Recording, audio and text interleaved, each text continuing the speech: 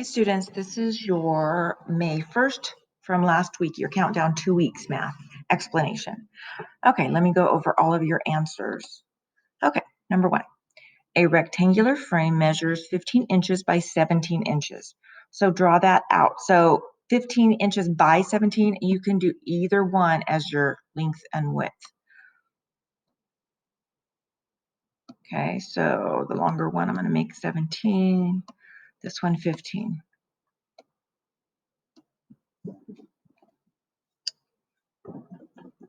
Shade in any of the following that accurately represent the area. So area, remember, is multiplication.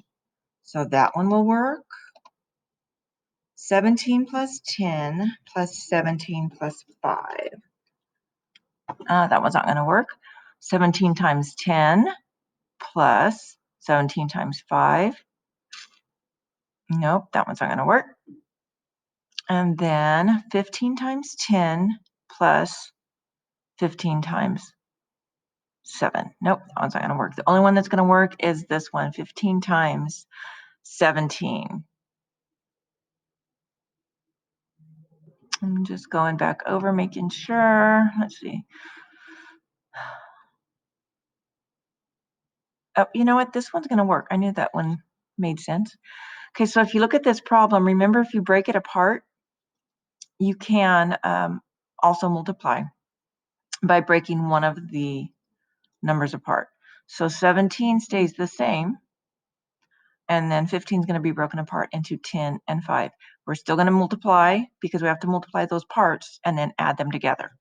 And if you're ever questioning, remember, solve it out, and then you'll see that the answers are the same.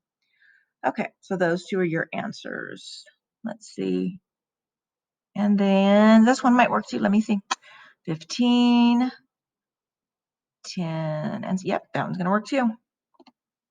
So show your work and then find the answers so that you can see. I'm going to do, let me do this one here. 10 times 17 is going to be 170. Plus 5 times 17 is going to be half of that. So that's going to be 85.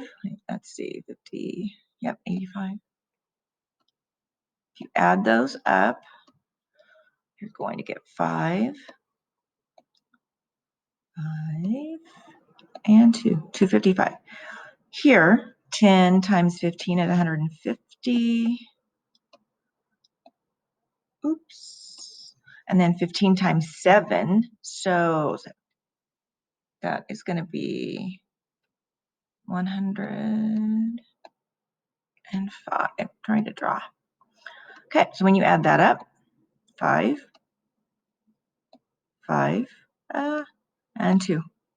Okay, and then of course that's going to be the same because that is exactly the same as these two, except it's not broken apart. So those are your 3 answers. Number 2. The following shape has a perimeter of 24 feet. The 2 missing links are the same. Where's our 2 missing links at? Oh, here we go. Right here is missing and here is missing. They're the same length, so we got to figure out what that is. Find the missing value. Okay, so remember, perimeter is just adding up around. So 3 plus 3 plus 3 plus 3, or 3 times 4, that's going to be 12, right?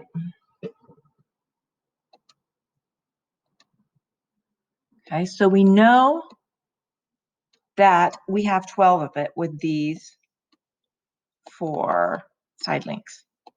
So this and this together have to be 12 because we've got a total of 24.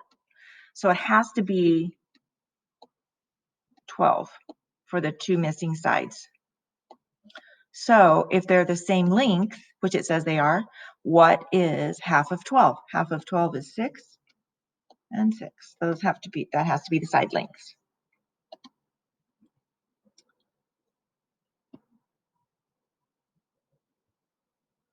Number 3, a rectangular carpet is to be made that has a perimeter of 32 feet. Write 3 different dimensions for the carpet and find the area of the carpet that would result. Okay, so we're going to find the area. We know the perimeter is going to be 32. Okay, so you could go, and you may find some that are different. So as long as it meets the rule that it has to be 32, then that's fine.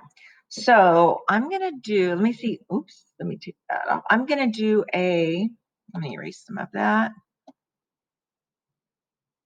And I'll just erase it all and redo it. So this one I'm going to do as